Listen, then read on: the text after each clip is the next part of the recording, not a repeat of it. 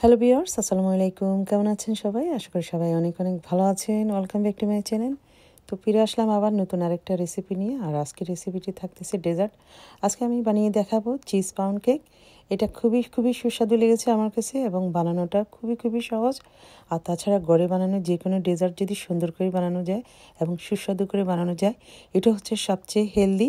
বাইরে আমরা অনেক কিছু খেয়ে থাকি যেটা আমরা জানি না, চোখে দেখি না, আর কতটুকু হেলদি সেটাও আমরা জানি না।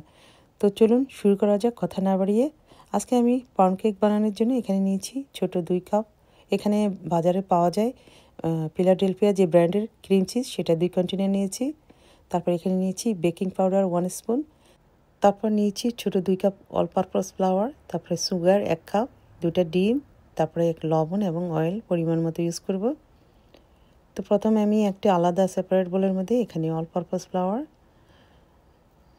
তারপরে এখানে বেকিং পাউডার, তারপরে 1 কাপ চিনির মধ্যে প্রথমে 2 ভাগ চিনি দিয়ে দিলাম।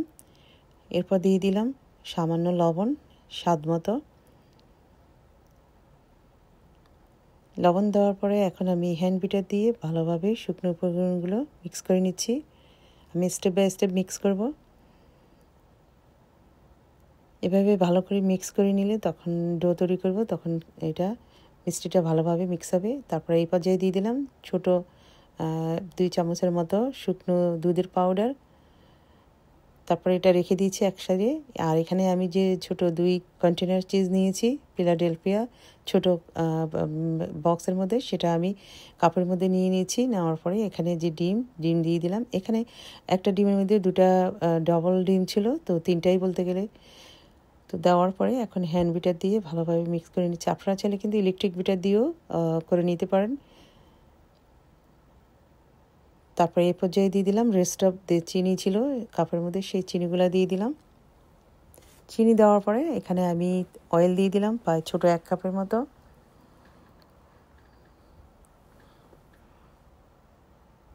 তারপরে এখন ভালোভাবে মিক্স করে নিচ্ছি। একটু সময় নিয়ে মিক্স করতে হবে। তো লিকুইডটা তৈরি করে আমি আলাদা সাইডে রেখে দিয়েছি। আর এখানে যে শুকনো উপকরণগুলো, সেগুলোর মধ্যে এখন আমি লিকুইড চিজটা দিয়ে দিচ্ছি।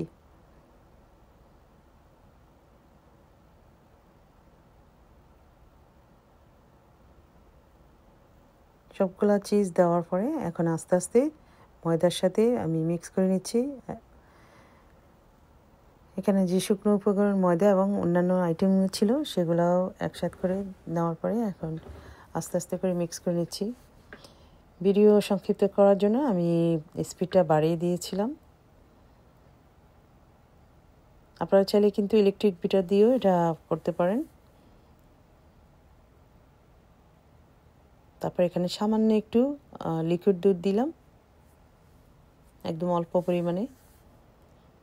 দুধ দেওয়ার পরে এখন আরও কতক্ষণ মিক্স করে নিচ্ছি। অনেকক্ষণ সময় নিয়ে আমি মিক্স করে নিয়েছি। তারপরে এখন সুন্দর করে গলিয়ে নিচ্ছি এগুলা স্প্যাচুলা দিয়ে।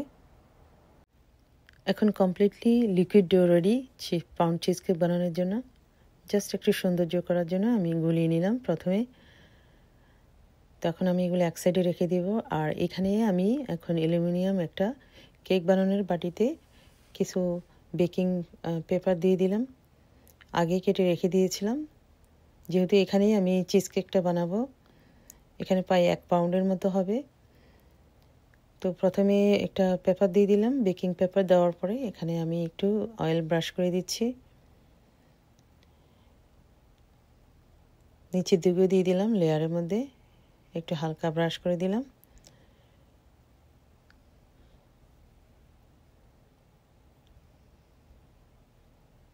ব্রাশ করার পরে এখন আমি যে চিজ কেকের যে লিকুইড ডো, সেটা আমি অ্যাড করে দিচ্ছি। এখন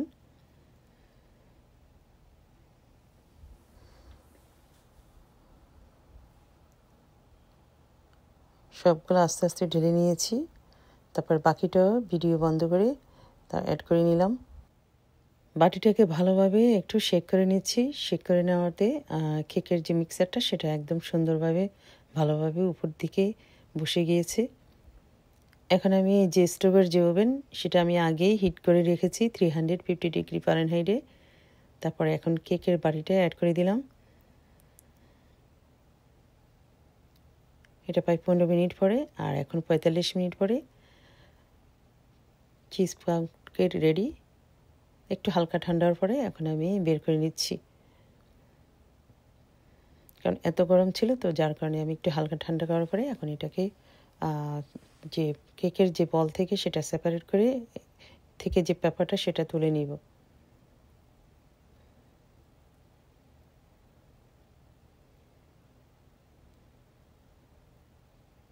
তো আমি কেকটা ঢেলে নিয়েছি উপর থেকে। ঢেলে নেওয়ার পরে যে পেপারটা দিয়েছিলাম সেই পেপারগুলো তুলে নিচ্ছি। তারপর এখন ছুরি দিয়ে আমি স্লাইস করে কেটে নিব। কেকটা খুবই খুবই সফট হয়েছে, তো কেটে আপনাদেরকে দেখাচ্ছি। বানানো যেমন সহজ, কাটতেও সহজ এবং খেতেও খুবই মজা।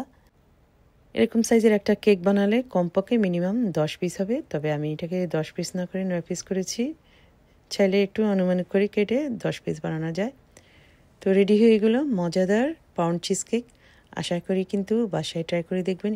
এটা খেতে যেমন সুস্বাদু এবং বানানো খুবই খুবই সহজ। বানানো হচ্ছে, খাওয়াটা হচ্ছে সবচেয়ে বেশি টেস্টি।